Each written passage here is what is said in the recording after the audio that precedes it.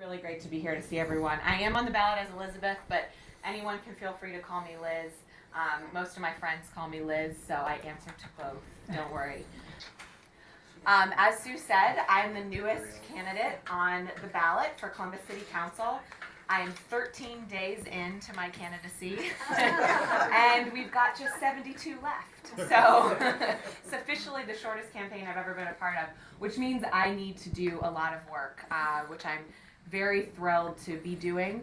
I'm honestly really excited about having the opportunity to ask voters for their support. Come January, if I do a good enough job at that, I will be sworn into Columbus City Council. And I'm especially excited by that possibility because I believe right now in the power of cities and local governments. I think when you look around the country, unfortunately, there's so much gridlock in Washington. It's really hard to get good things passed out of Washington, D.C., to get good things through Congress. I'm proud of our president for some executive orders he's been able to put into place that have actually moved the needle on progressive issues. But things like a better paid family leave policy. Kristen Gillibrand has introduced that, and it's just been sitting there. It's really hard to get things done.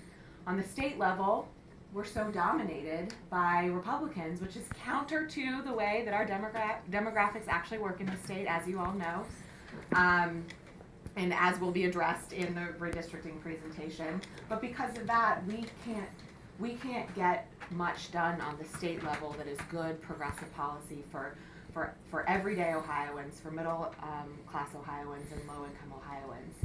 And I think that on the city level is where we can be really making progress in this country. Really all over the country you're seeing cities take up the responsibility of moving things forward in their own local communities because these things aren't able to be done on the state and federal level so much. So I think in a place like Columbus, we're growing. We are the fastest growing city in Columbus. It's not going to change. We continue to grow year over year. And that presents a lot of opportunity, and it also presents some challenges. We've got to make sure that as we grow, we are giving people access to broad-based access to share in that economic prosperity. There was an article recently in the Columbus Dispatch that reported on the fact that our median income has increased.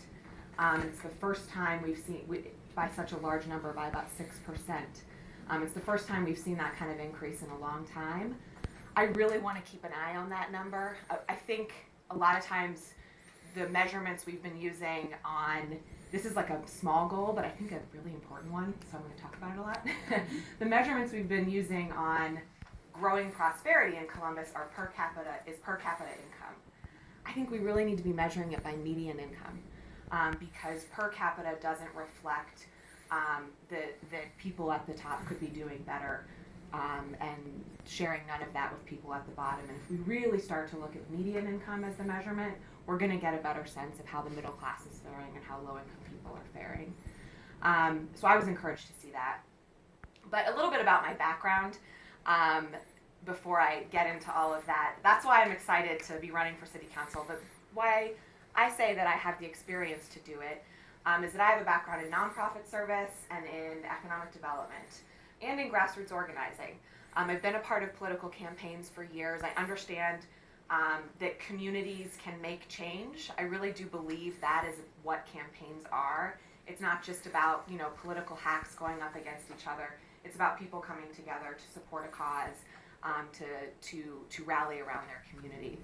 My most recent experience was in the Columbus Economic Development Department, where I worked to pass job creation legislation. So I have experience with things like income tax incentives and community revitalization and storefront renovation, grants, things like that, the run-of-the-mill tools that the city of Columbus uses to try to strengthen our neighborhoods and to bring jobs into Columbus. I also have experience in nonprofits.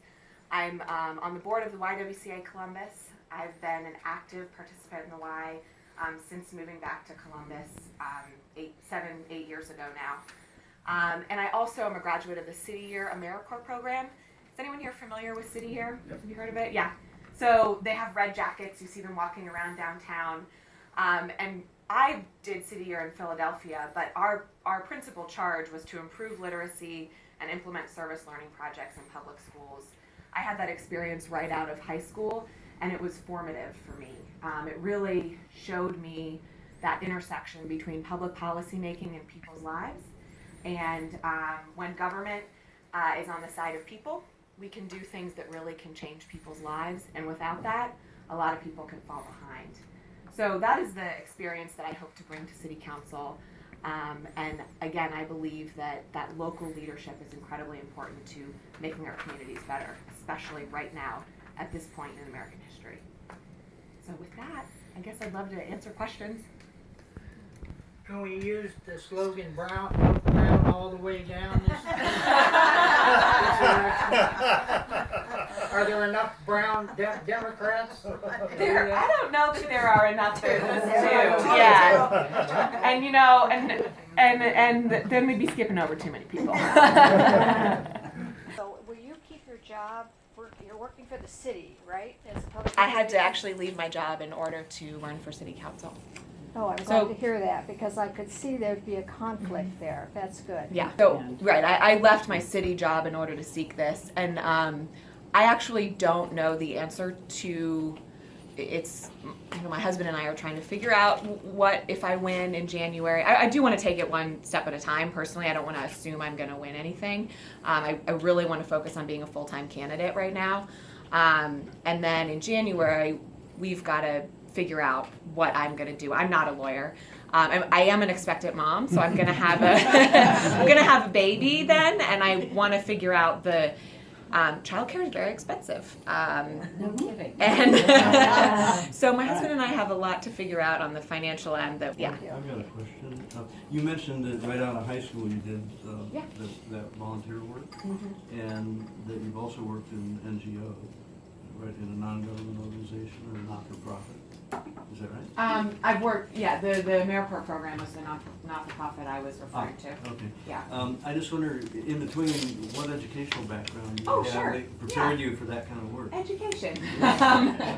I have my bachelor's degree in English from Columbia University. Okay. So I did my AmeriCorps program in Philadelphia. I went to New York for college. I actually thought I wanted to go into journalism. And I did that for a year in New York and realized I actually didn't want to do that. So, and that's why I sort of went back to the,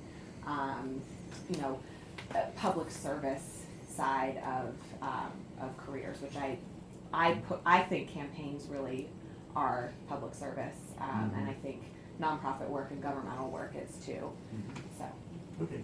then secondly, on the communication issue with these meetings, I think in general, so not to put this out there myself and assume you all might share this opinion, but I do hear every once in a while, hey, this is a really young ticket for council. You know, if you guys all get on council, everyone will be under 40 except for 2, you know, and okay, well, some people don't, but really, I think it gives us an interesting opportunity to think about these innovative communication outlets we can have, right? Like, how well are we promoting this stuff on all the social media channels? Which, right, and everybody uses those. It's not like, No. well, I don't mean, but people of all ages use social media. I don't mean every single person does, but people of all ages use social media tools. So we can be putting things out there that way. We can be announcing things through community papers more. I just think that's one